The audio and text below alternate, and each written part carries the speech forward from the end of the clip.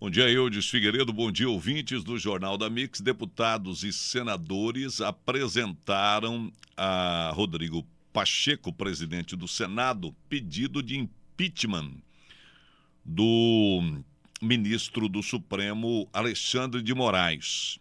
Não deve prosperar, mas é uma batata que está esquentando a cada dia. A situação do ministro Alexandre de Moraes se torna dia a dia mais desconfortável.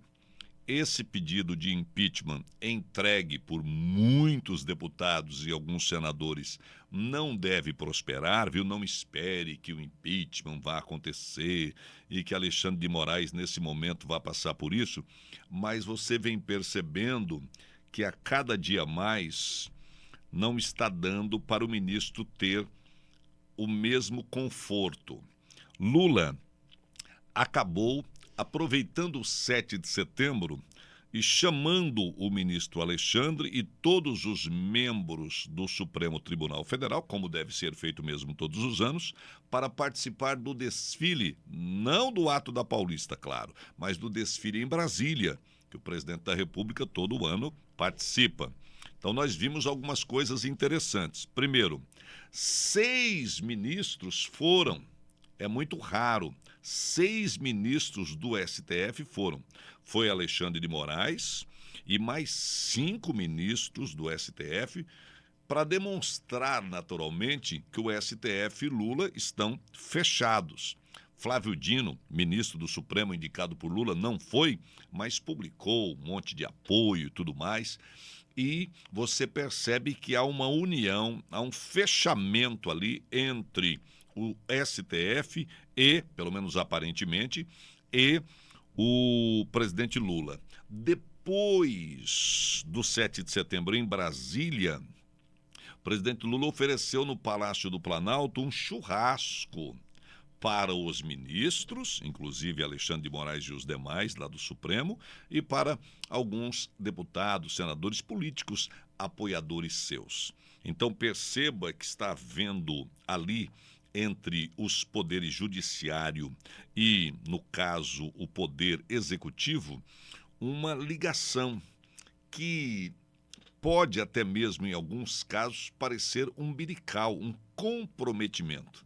E isso acaba não sendo bom nem para o STF, nem para o governo Lula. Dá a impressão que um quer se aproveitar do outro e que estão unidos com um propósito só, contra a direita brasileira. E, com o passar do tempo, esse tipo de relacionamento entre o poder judiciário com o poder executivo de forma muito churrasquinho, de estarem sempre juntos e de demonstrar apoio demais um para o outro, não é algo bom. Sempre acaba mal. E, aparentemente, as coisas estão caminhando para isso. Por outro lado, Silas Malafaia, ao ver que Pablo Marçal chegou depois que o ato da Paulista havia terminado, Marçal foi cirúrgico. Pablo Marçal foi cirúrgico, ouvinte da Mix. Ele chega exatamente no momento em que o locutor fala: obrigado, pessoal, obrigado, pessoal. Tinha acabado todas as falas. Aí ele chega e Silas Malafaia não deixou barato. Por quê? Porque a estratégia de Pablo Marçal não foi apoiar o ato do 7 de setembro na Paulista. Foi só de usufruir da colheita, fazer cortes, abraçar o povo, tentar atrair cada vez mais a direita ligada a Bolsonaro e a direita ligada a Silas Malafaia, ou seja, a população evangélica. Esse é o interesse de Pablo Marçal. Pablo Marçal não foi ali para participar de um ato em defesa da liberdade de expressão, em defesa do próprio Jair Bolsonaro, ou em defesa de liberdade das pessoas que estão presas desde o 8 de janeiro do ano passado. Não, nisso ele não quer se envolver. O Pablo Marçal não quer se indispor com Alexandre de Moraes ou com o Supremo Tribunal Federal ou com qualquer que seja a decisão. Não, não. Em nenhum momento, antes do ato na Paulista, ele nem disse que ia e também não convocou os seus seguidores a irem no ato da Paulista. O que ele queria, o que ele desejava e talvez até tenha conseguido, foi aparecer depois, porque aí ele não estava do lado de Bolsonaro quando Bolsonaro falou, não estava do lado de Malafaia quando Malafaia falou, não estava do lado de Tarcísio quando Tarcísio falou, ou seja, ele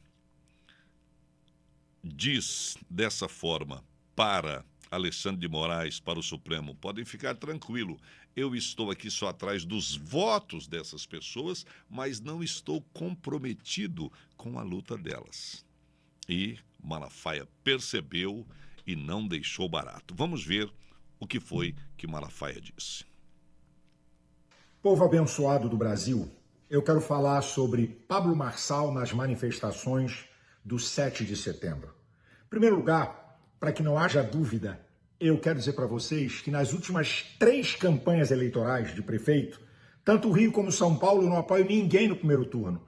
Eu ajudo meus vereadores. E no segundo turno, sim, eu faço uma escolha. A prova que eu não estou apoiando o prefeito de São Paulo nem ninguém é que eu coloquei esse Twitter aí, ó.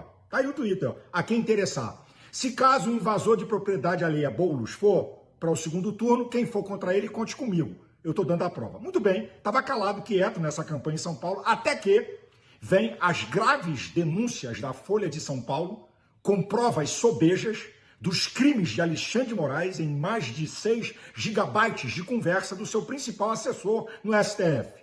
Aí, Pablo Marçal tenta lançar uma cortina de fumaça e duvidar dessas denúncias graves e verdadeiras. Eu falei, tá aí o tweet dele, depois tu lê. Aí eu mando um tweet, digo, que história é essa? Que conversa é essa? Tá? Ele me responde, depois tu lê os tweets. Aí eu mando outro em cima dele, que ele veio ficar calado. Aí vem uma primeira pergunta. Por que essa defesa de Alexandre de Moraes? É medo ou acordo? Calma, vamos seguir.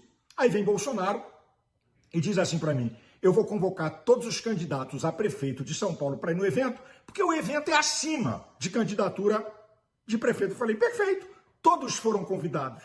A imprensa e todo mundo passou 10 dias perguntando a ele se ele ia. Pergunta se ele falou alguma coisa calada. E outra, ele que usa com tanta força as redes sociais, por que não usou com força para convocar o povo para o 7 de setembro? Que é a resposta?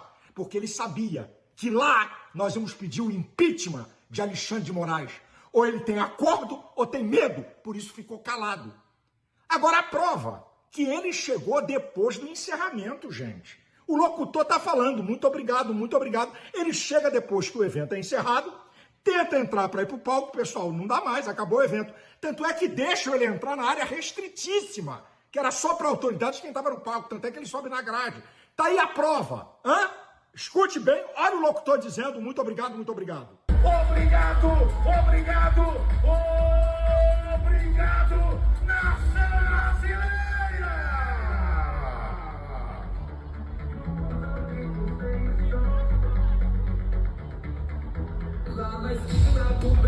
Se você tem alguma dúvida que esse vídeo é uma montagem, entra no meu canal do YouTube, Silas Malafaia Oficial, tem 3 horas do evento. Vai na parte final. Bolsonaro já tinha encerrado, nós estamos agradecendo e o locutor dizendo muito obrigado, muito obrigado. É a hora que Pablo Marçal chega, depois que o evento foi encerrado. Minha gente, olha o que esse cara utiliza. Ele utiliza uma coisa chamada sofisma. Verdades não conclusivas com o objetivo, isso é meias verdades, de confundir e enganar. Por que esse cara não chegou e não falou a verdade total? Eu cheguei depois que o evento foi encerrado, por isso fui impedido de subir no trio elétrico. Acabou. Eu não estava gravando vídeo nem falando nada, mas esse cara é narcísico, ele é megalomaníaco, ele é soberbo, ele quer tirar proveito de tudo, ele é lacrador. Ele queria fazer cortes para sua campanha. Ele queria tirar proveito daquilo que ele não ajudou e não correu risco. E eu repito aqui, porque Pablo Marçal só chegou depois do encerramento do evento? Sabe por quê? das duas uma. Ou medo ou acordo com Alexandre de Moraes, porque ele sabia que nós íamos pedir o impeachment e denunciar seus crimes. Essa que é a verdade, gente. Como é que um cara não fala a verdade total, diz meia verdade, dando uma de vítima? Essa direita que não deixou eu subir, querendo tirar proveito. Você não é vítima, você é lacrador, é mentiroso e manipulador. Agora, eu estou ouvindo gente da direita e alguns irmãos evangélicos dizerem assim, pastor Malafaia, não fica contra Pablo Marçal, que você vai ajudar o cara da esquerda. E aí, um momentinho. O nosso caráter é igual ao caráter do PT e de Lula? Quer dizer, preste atenção, Lula e o PT eram arqui-inimigos de Alexandre de Moraes e Alexandre de Moraes deles. Quando Alexandre de Moraes começou a perseguir Bolsonaro, Lula e o PT viraram amiguinhos de Alexandre de Moraes. Quer dizer que alguém da direita mente, diz meia verdade, quer tirar proveito daquilo que não ajudou e não construiu, quer lacrar? Nós vamos ficar quietos só porque é da direita? Que caráter é o nosso? Se eu dizer uma coisa para você, meus princípios, que são crenças, valores e caráter, estão sustentados em fundamentos. A questão não é Malafaia ganhou de Pablo Marçal ganhou de Malafaia. Meus princípios não têm vitória nem derrota, têm verdades que norteiam a minha vida. Esse cara não é digno do voto da direita, dos evangélicos, nem do povo de São Paulo, porque mente, deturpa, engana para tirar proveito político. Essa que é a verdade. Eu tô aqui indignado com esse negócio. Deus abençoe você, sua família, Deus abençoe o Brasil. E o governo Lula foi condenado a indenizar Bolsonaro e Michele no caso dos móveis do Alvorada. Vocês se lembram quando o presidente Lula foi eleito e aí ele morou num hotel durante alguns meses porque ele e Janja, ao chegarem lá no palácio, ele disse que não tinha móveis, que os móveis estavam todos estragados e que Bolsonaro havia surrupiado com Michele muitos móveis que pertenciam à presidência da República, ao Estado. Pois é, eles ficaram batendo muito nisso, moraram no hotel, muito dinheiro foi gasto durante esses cerca de 90 dias que o presidente e sua esposa moraram no hotel, gastaram mais um mundo de dinheiro para remodelar e comprar móveis novos e acusaram Michele e Jair Bolsonaro de terem surrupiado, de terem levado, de terem então, nesse caso, furtado os bens que eram patrimônio público. Pois é, Bolsonaro e Michele processaram Lula e Janja com relação a essas acusações.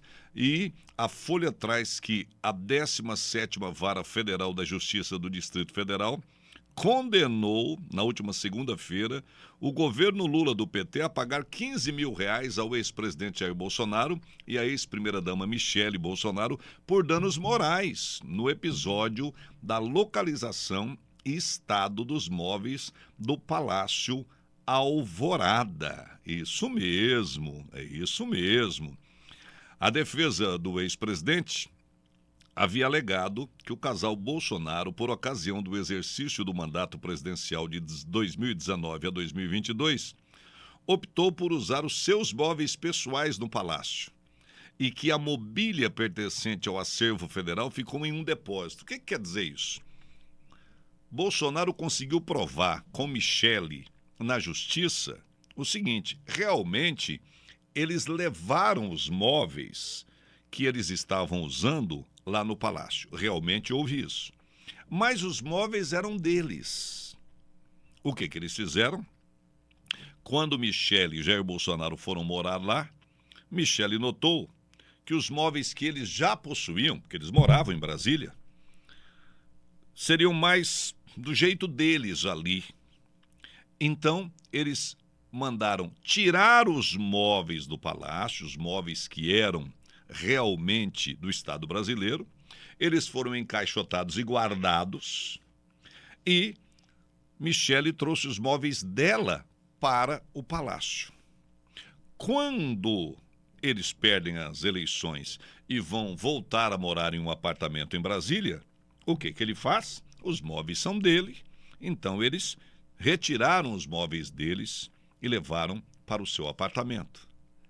E Lula e Janja, sem saber que os móveis que eram do Estado, eram do Palácio, estavam encaixotados, vendo que não haviam os móveis ali colocados, decidiram dizer que Bolsonaro e Michele haviam furtado os móveis.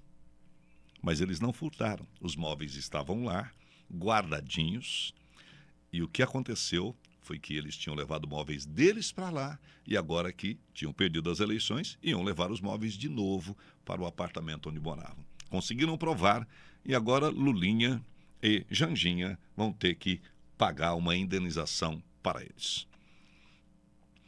A língua é o chicote do corpo, já diz o velho ditado. Um abraço, Eudes Figueiredo. Daqui a pouquinho você chega, hein? Isso mesmo, logo depois do intervalo, com a sua participação no Jornal da Mix.